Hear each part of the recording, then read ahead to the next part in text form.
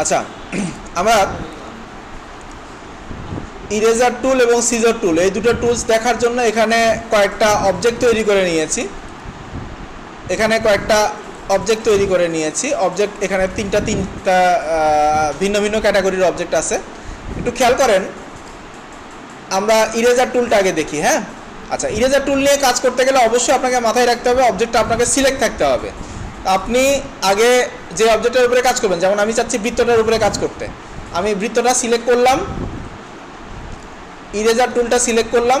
খেয়াল করে দেখেন, আমি এই অংশটাকে যদি একটু ক্লিক করে এভাবে টেনে অংশটা কেটে ফেলি, খেয়াল করে দেখেন পুরো অংশটা সুন্দর হয়ে রাউন্ড হয়ে কেটে গেছে।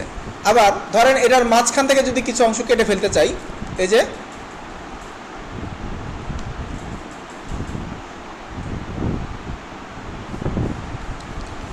কাটা গেছে। আচ্ছা, তো এখানে ইরেজার টুলের কাজটা হচ্ছে আপনার অবজেক্টটা আপনার প্রয়োজন মতো কী করবে, স্লাইস করে দিবে। এই একই কাজটা কিন্তু আমরা পাথফাইন্ডার দিয়েও করতে পারতাম না? এই অবজেক্টের উপর একটা অবজেক্ট পেন টুল দিয়ে নিয়ে তারপরে আমরা হচ্ছে মাইনাস ফ্রন্ট দিয়ে কিন্তু এই কাজটা করতে পারতাম। আচ্ছা, একটু জোরে বলবেন কোশ্চেন, একটু জোরে। এই টুলসটা দিয়ে বুঝিনি। ও হ্যাঁ, পারফেক্টলি কাটা বলতে শোনেন, আপনি চাচ্ছেন এটাকে একদম 100% ওকে ভাবে কাটবেন, তাই তো? তা এটা কিন্তু আপনার এই যে দেখেন ইরেজার টুলের যে বিষয়টা, ইরেজার শিফট ই শর্টকাট দিয়ে নিলাম, নেওয়ার পরে আমরা যদি এখানে ব্রাশ নিয়ে কাজ করি, এই যে ব্রাশ নিয়ে ধরেন যে কোনো একটা ব্রাশ যদি এখান থেকে নেই, এই যে ব্রাশ নিলাম, নেওয়ার পরে আমি এই অবজেক্টটা সিলেক্ট করি, ওটাতে এখন আর জায়গা নাই, এই অবজেক্টটা নিলাম, ঠিক আছে?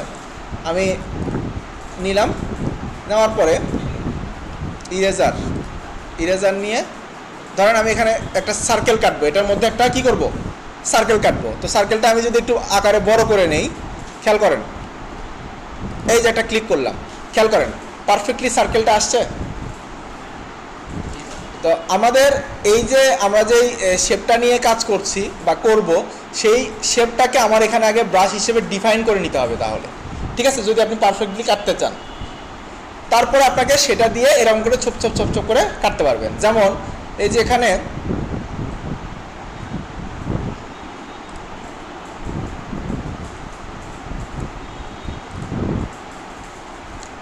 এই যে এই অবজেক্টটা বা এই অবজেক্টটা, ঠিক আছে?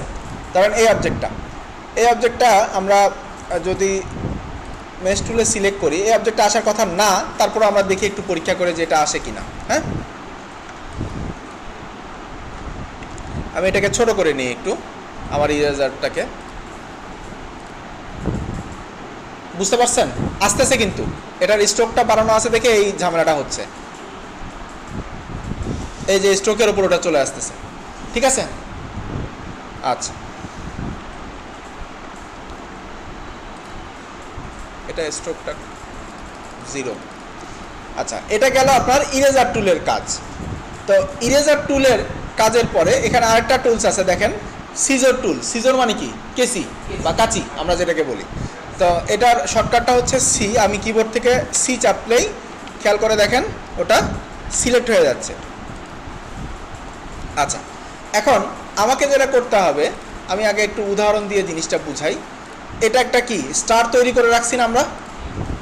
আচ্ছা, তো আমি চাচ্ছি এই যে স্টারটা আছে, এই স্টারের ধরেন এই বরাবর কাটবো, এইখান থেকে এইখান পর্যন্ত কি করব, কেটে ফেলবো। আমরা কিন্তু ওই যে লাইন সেগমেন্ট টুল দিয়ে কাজ করছি, লাইন সেগমেন্ট নিয়ে তারপরে অবজেক্ট, তারপরে পাথ, তারপরে ডিভাইড অবজেক্ট বিলো দিয়ে আমরা কাজ করছি না? আচ্ছা, ওই জিনিসটা আরও সহজে কিভাবে করা যায় এবার দেখেন। এই যে দেখেন আমি সিজার টুল নিলাম, এই যে এই মাথাতে কি করলাম, সিলেক্ট করলাম, ঠিক আছে? আবার এই যে এই পয়েন্টে এসে কি করলাম, সিলেক্ট করলাম। এরপরে অবজেক্টটা সিলেক্ট করে দুইটা দুই ভাগে ভাগ হয়ে গেছে। এখানে আনগ্রুপও করতে হয় নাই, আপনার ওই লাইন সেগমেন্ট দিয়ে কাটার পরে যেটা আনগ্রুপ করতে হয় সেটাও করতে হয় না। এখন আপনি বলতে পারেন যে স্যার তাহলে এত কঠিন করে ওই জিনিস কেন শেখালেন? শোনেন, এটা আপনি সিঙ্গেল অবজেক্টের ক্ষেত্রে কাজে লাগাতে পারছেন। যখন আপনি মাল্টিপল অবজেক্টকে একটা লাইনে কাটবেন, তখন আপনি কিভাবে কাটবেন? প্রত্যেকটা জিনিসেরই প্রয়োজনীয়তা আছে নির্দিষ্ট জায়গায়। আবার ধরেন আপনি এটাকে এই অবস্থায় রাখলেন,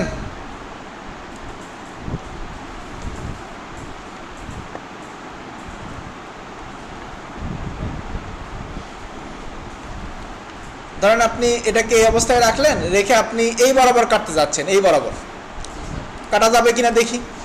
আমরা দুইটা অবজেক্ট কি করলাম, সিলেক্ট করলাম। এখানে কিন্তু দুটো অবজেক্ট আছে, তো আমরা সিজার টুল নেই, সিজার টুল নিয়ে এই কর্নারে ক্লিক করলাম,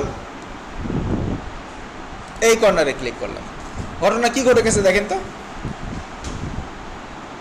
দুইটা কিন্তু আলাদা আলাদা অবজেক্ট ছিল, বুঝতে পারছেন?